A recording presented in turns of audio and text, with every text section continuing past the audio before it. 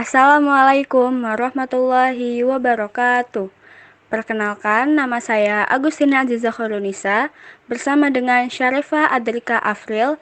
Pada video kali ini, kami akan mempresentasikan materi kelas 11 mengenai cerpen. Yang pertama ada pengertian cerpen. Cerpen merupakan singkatan dari cerita pendek. Nah, cerita pendek atau cerpen adalah salah satu jenis karya sastra yang berbentuk prosa fiksi. Maksudnya, isi cerpen bukanlah kejadian nyata, melainkan hanya karangan atau imajinasi penulisnya. Selanjutnya ada ciri-ciri cerpen. Berikut ciri-ciri cerpen secara umum yang dapat kamu ketahui.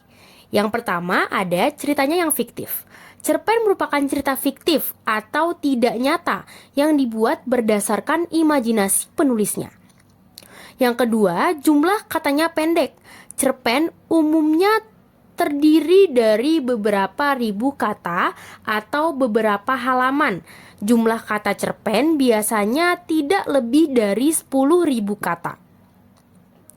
Yang ketiga, keterbatasan tokoh atau karakter. Karena panjangnya yang terbatas, cerpen tidak memiliki banyak tokoh atau karakter. Biasanya, cerpen terdiri dari karakter utama dan satu atau dua karakter pendukung saja. Yang keempat, plot yang singkat. Cerpen memiliki plot yang singkat dan hanya fokus pada satu aspek cerita saja. Hal inilah yang membuat cerpen begitu disukai, karena alur ceritanya yang ringkas, jelas, dan tidak berbelit-belit. Yang kelima, ada gaya bahasa yang padat. Cerpen ditulis menggunakan gaya bahasa yang padat dan menggunakan kalimat efektif. Ini dilakukan untuk meminimalisir penggunaan jumlah kata agar tidak terlalu bertele-tele. Dan yang terakhir, punya kesan mendalam. Meskipun singkat, cerpen seringkali meninggalkan kesan yang mendalam bagi para pembaca.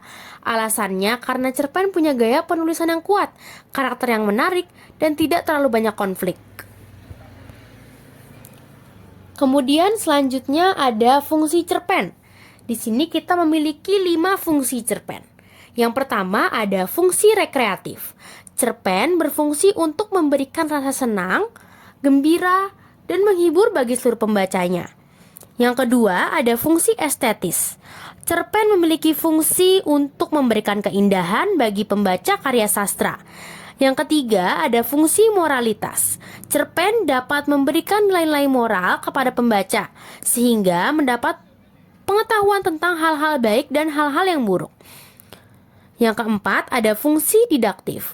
Cerpen dapat mengarahkan dan mendidik para pembaca dengan nilai-nilai kebenaran dan kebaikan di dalam cerita. Yang kelima, ada fungsi religiusitas. Cerpen mengandung nilai-nilai yang terdapat pada ajaran agama yang bisa dijadikan teladan bagi para pembacanya. Kemudian ada unsur-unsur dari cerpen. Cerpen memiliki 2 unsur nih teman-teman. Yang pertama ada unsur intrinsik. Unsur intrinsik adalah unsur yang membangun cerita dari dalam.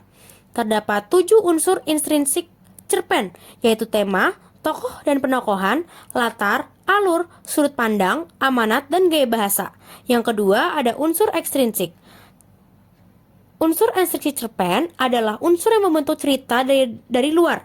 Terdapat 3 unsur ekstrinsik cerpen, yaitu latar belakang masyarakat, latar belakang pengarang, dan nilai-nilai yang terkandung dalam cerpen. Selanjutnya ada struktur cerpen. Yang pertama ada abstrak. Abstrak merupakan bagian cerpen yang menggambarkan keseluruhan isi cerita. Yang kedua, orientasi. Orientasi cerpen berisi penentuan peristiwa yang menciptakan gambaran visual dari latar, atmosfer, dan waktu dari cerita. Di bagian ini, kamu juga akan menemukan pengenalan tokoh, menata adegan, dan hubungan antar tokoh.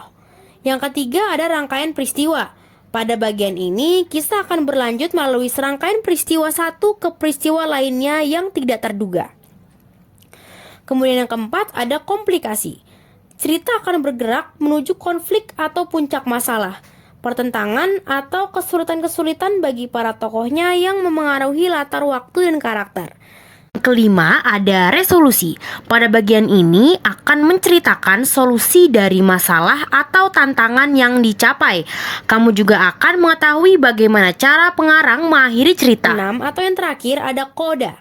Koda merupakan komentar akhir terhadap keseluruhan isi cerita. Bagian ini juga bisa disebut simpulan cerpen. Kita ke bagian yang terakhir, ada jenis-jenis cerpen. Yang pertama ada cerpen kilat.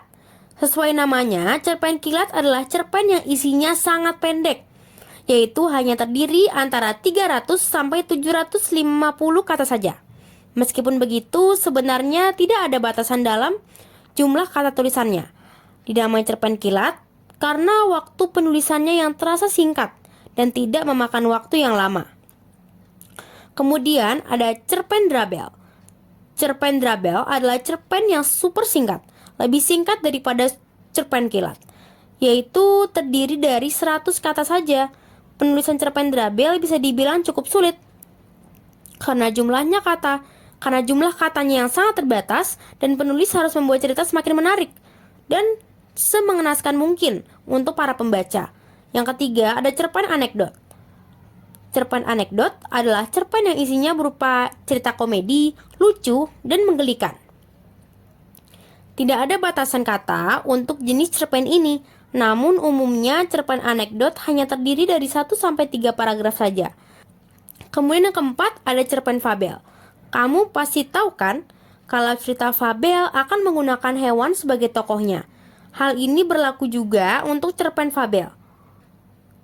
Hewan-hewan yang dijadikan tokoh dalam cerpen fabel bisa berupa hewan umum yang kita ketahui, maupun hewan mitologi, seperti Pegasus dan Centaur.